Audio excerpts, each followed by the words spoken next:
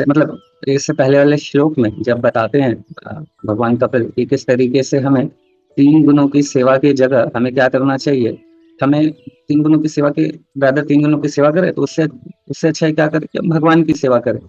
ये सब बात अभी हम लोग इसको इतना डिटेल में डिस्कशन कर रहे हैं कि भगवान की सेवा क्यों करना चाहिए, क्योंकि भगवान ही श्री चैतन्य चरितामृत देखिए, इवन भगवद गीता में भी भगवान बताते हैं ना कि भगवद गीता शास्त्र और भी अन्य शास्त्र में इस चीज को भी बताया जाता है कि जो भगवान है तो is the super. Bhagavad Gita में भगवान बोलते हैं भोक्ताराम यत्तम सर्वलोक महेश्वरम।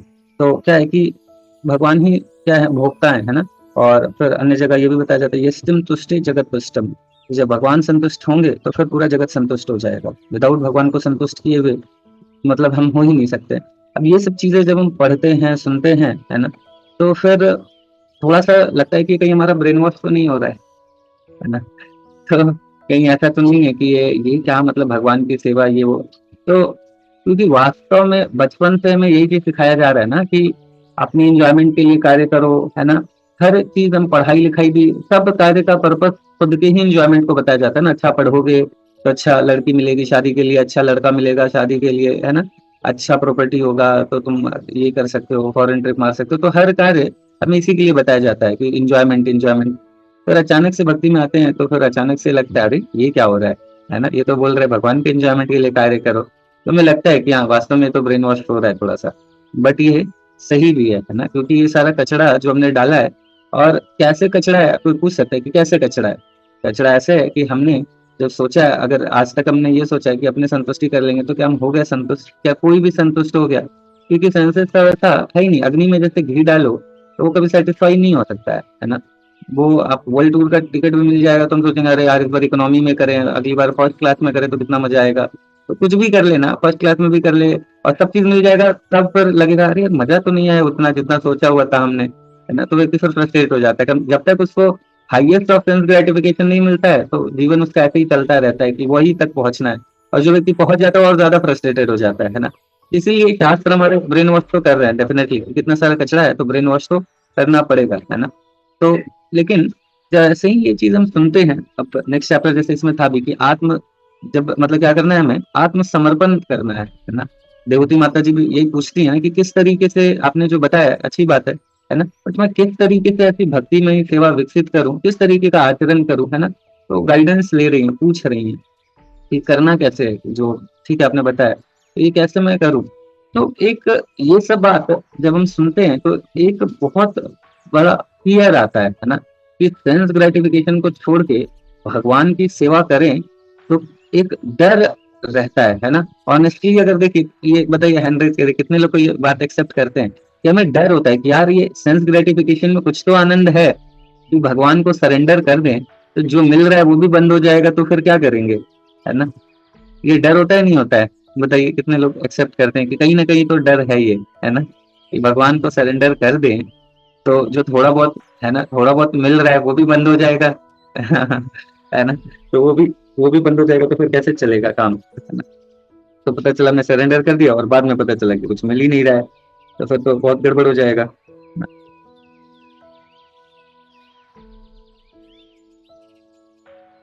तो भगवान को भी पता है। थैंक यू, आपने जिन जिन लोगों ने ऑनेस्टली हैंड रेस करा उनके लिए धन्यवाद।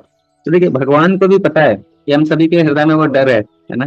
तो पता है इसलिए भगवान क्या बोल रहे हैं 18वें अध्याय के 65वां और 66वां श्लोक में बोलते हैं भगवान कि always think of me, become my devotee, worship me and offer your homage to me and to me, thus you will come to me without fail and I promise you this because you are my dear friend है ना।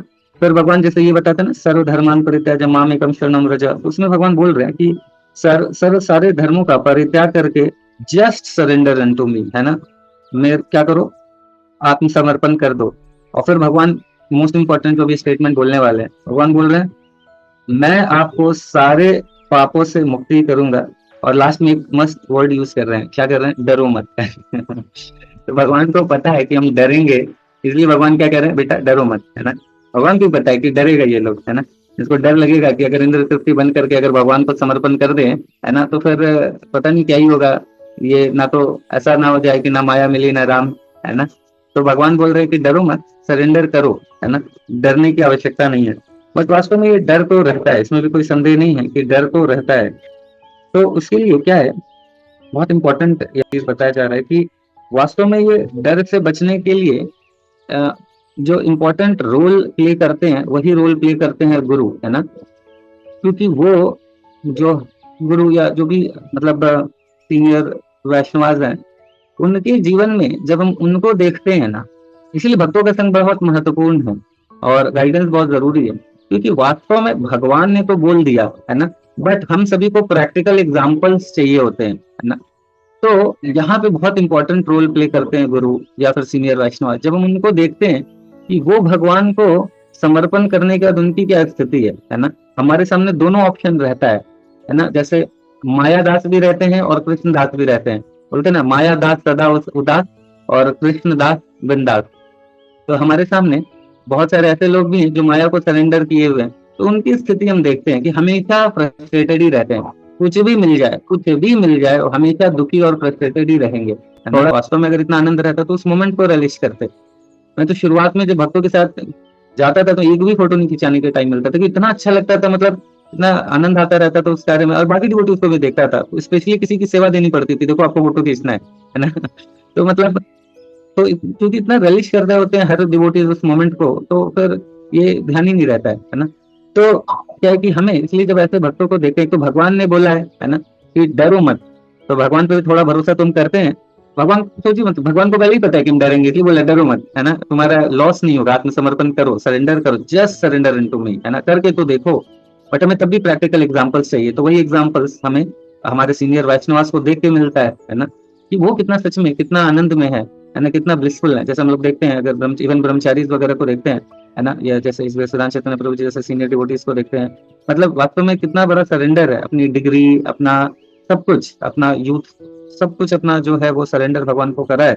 And जो happiness level है, जो satisfaction का level है ना। तो ऐसे वैष्णवों का संग, ऐसे भक्तों का संग जब हम देखते हैं तो हमें हमें और वास्तव में एक्चुअली ऐसे वैष्णव ना, ये जो सैक्रिफाइस अपने जीवन को करने का एक वन ऑफ द रीजन यही है कि हम लोगों को यही दिखाना कि देखो हमने इतना बड़ा सरेंडर कर दिया, हम लॉस में नहीं है, तो तुम थोड़ा सा तो करो, तुम भी लॉस में नहीं रहोगे, है ना। समझ पा रहे ना। हमारे एक्चुअली वास्तव में हमारे आचार्य, ये जो ब्रह्मचारी आश्रम संन्यास आश्रम है, इसके लिए यही उसका वन ऑफ द रीजन ये भी है ना। यही चीज बताने की कोशिश करते हैं कि हमने अपना पूरा जीवन सब कुछ भगवान के चरणों में समर्पित कर दिया और देखो हम कितने हैप्पी एंड कितने सेटिस्फाइड हैं, है ना। गुरु वास्तव में यही चीज तो बताते हैं कि देखो मैंने तो सरेंडर करा, मैं कितना सेटिस्फाइड, कितना हैप्पी हूँ, कितना ब्लिसफुल हूँ, चाहे मटेरियली मेरे पास अभाव भी है। तो तुम सिर्फ 2 जोड़ी धोती कुर्ता पहन रहा हूँ फिर भी इतना आनंद में हूँ। तो तुम्हें तो मैं पूरा सरेंडर, पूरा भौतिक चीजें आचार्य, ये जो ब्रह्मचारी आश्रम संन्यास आश्रम है, इसके लिए यही उसका वन ऑफ द रीजन ये भी है ना। यही चीज बताने की कोशिश करते हैं कि हमने अपना पूरा जीवन सब कुछ भगवान के चरणों में समर्पित कर दिया और देखो हम कितने हैप्पी एंड कितने सेटिस्फाइड हैं, है ना। गुरु वास्तव में यही चीज तो बताते हैं कि देखो मैंने तो सरेंडर करा, मैं कितना सेटिस्फाइड, कितना हैप्पी हूँ, कितना ब्लिसफुल हूँ, चाहे मटेरियली मेरे पास अभाव भी है। तो तुम सिर्फ 2 जोड़ी धोती कुर्ता पहन रहा हूँ फिर भी इतना आनंद में हूँ। तो तुम्हें तो मैं पूरा सरेंडर, वास्तव में सब समझ लेते हैं। कई डिवोटीज का ऐसा भी रियलाइजेशन होगा कि चलो सब बात आपकी मान लिए, बट फिर भी ना भगवान की सेवा भक्ति में अपने आप को एब्जॉर्प्शन करना, ऐसा मैं चाहता हूँ, है ना। ऐसा मैं चाहती हूँ, लेकिन सेंस ग्रेटिफिकेशन छूटता नहीं है ना। ऐसे वक्त तो कितना रियलाइजेशन है, हैंड रेज करिए आप लोग, तो मैं सॉल्यूशन बताता हूँ कि क्या है ना। देखिए कई सारे डिवोटीज बता रहे हैं ना। तो यहाँ पे बहुत सुंदर एक स्टेटमेंट है कि कैसे हम इसको, थैंक यू ऑनेस्ट डिवोटीज, तो बता रहे हैं कि कोई किसी भी तरीके का ना सेंस ग्रेटिफिकेशन को कंट्रोल करने का एक ही तरीका है ना। क्या है? जीवन में एक हायर गोल को सेलेक्ट करना, है ना। जब उस कार्य को, जब हम एक जीवन में एक हायर गोल रखेंगे ना, और जब हम ग्रेजुअली उसमें सेटिस्फैक्शन और आनंद हमें मिलने लगेगा, तो अपने आप हमारी सेंस ग्रेटिफिकेशन की इच्छाएं ग्रेजुअली कम होने लगेंगी। जैसे वन ऑफ द बहुत आसान, मैं हमेशा ये चीज बताता हूँ कि सेंस ग्रेटिफिकेशन को कंट्रोल करने का बहुत सुंदर तरीका है, जैसे बता रहे ना, हायर गोल रखना। प्रभुपाद जी बता रहे हैं हायर गोल सेट करना। और सच में वो सबसे बेस्ट तरीका तो यही है, भगवान के नाम के प्रचार और भक्ति के प्रचार में अपने आप को लिप्त करना। जैसे जैसे हम भगवान के प्रचार में अपने आप को एब्जॉर्ब करते जाएंगे ना, तो जब हम बाकी लोगों को देखते हैं कि कितने मतलब जब देखते हैं हम लोग की ग्रेजुअली शुरुआत में हम लोग काफी एफर्ट डाल रहे हैं, बट ग्रेजुअली जब लोग धीरे धीरे जो अपने उल्टे पुल्टे हरकत है उसको छोड़ते हुए ग्रेजुअली भगवान की भक्ति में लिप्त होना शुरू हो रहे हैं और आनंद में रह रहे हैं, उनको देख के जो सेटिस्फैक्शन मिलता है ना, वो आनंद सबसे हाईएस्ट आनंद है ना। और वो जब आनंद, तो वो जो हाईएस्ट आनंद मिलेगा, फिर बहुत इजीली, समय तो डेफिनेटली लगेगा, ऐसा नहीं है कि एक दिन की बात है, क्योंकि सभी अलग अलग सेंसेस को, सब अलग अलग योनियों से हम लोग पता नहीं कितना किस जन्म में क्या क्या हमने किया है ना। तो कई सारे मतलब चीजों में जैसे ऑनियन गार्लिक या नॉन वेज छूट जाता है बहुत आसानी से, क्योंकि पिछले हर जन्म में हमने तो नहीं खाया है नॉन वेज, कई बार महीने के अंदर नॉन वेज शराब वराब सब छूट जाता है। 6 महीने अगर किसी ने अच्छे से भक्ति कर ली, तो कितना बड़ा डी एडिक्शन कैंप, कितना कुछ नशा मुक्ति केंद्र में वो कितना रहा हो, कोई फर्क नहीं पड़ता। बट 6 महीने किसी ने अच्छे से भक्ति कर ली, उसका ये सब छूट जाएगा, क्योंकि हर जन्म में शराब नहीं पिया व्यक्ति, है ना। समझ रहे हैं ना, क्योंकि इंप्रेशन बनते जाते हैं ना, हर जन्म में जितना भी सेंस ग्रेटिफिकेशन किया है सबके इंप्रेशन बनते जाते हैं। तो ये सारी चीजें छूट जाती हैं। 1 आध साल में ओनियन गार्लिक भी छूट जाता है, चाहे थोड़ा टाइम लेता है छोड़ने में, 1 डेढ़ साल। तो वास्तव में वही कि हम कितना छोड़ना चाहते हैं, थोड़ा एफर्ट हम भी डाल रहे हैं, तो इस तरीके से बाकी चीजें छूट जाती। बट कुछ चीजें है ना, कुछ चीजें जो डीप इंटेंस सेंसुअल डिजायर है ना, वो सब जैसे मैथुन जीवन है, ये क्या है कि पूरा हर जन्म में हर योनि में ये चीज को एंजॉय करा है, तो उसके प्रति आसक्ति इतनी आसानी से नहीं छूटती। ऐसा कई सारी चीजें हैं। बट अगर भक्ति में कोई लगा हुआ है और ग्रेजुअली वो मतलब आगे बढ़ रहा है, तो धीरे धीरे फिर जो टेस्ट है इन सेंस ग्रेटिफिकेशन में हमारा एब्जॉर्प्शन वो ग्रेजुअली कम होने लगता है। तो यही है कि higher goal of life set करना, higher goal of life set करना ये बड़ा महत्वपूर्ण है। तो ही उससे हम फिर जो सेंस ग्रेटिफिकेशन की चीजें हैं उससे हम फिर ऊपर उठ पाएंगे। क्योंकि शुरुआत में क्या है ना कि मतलब छोड़ना, थोड़ा तो छोड़ के देखें, वही नहीं छोड़ पाते हैं। तो उसके लिए क्या है कि higher goal of life set करें, तो फिर थोड़ा इजीली ये चीजें होनी शुरू हो जाएंगी। ठीक है, ठीक है। हरे कृष्णा कृष्ण कृष्ण हरे हरे, हरे राम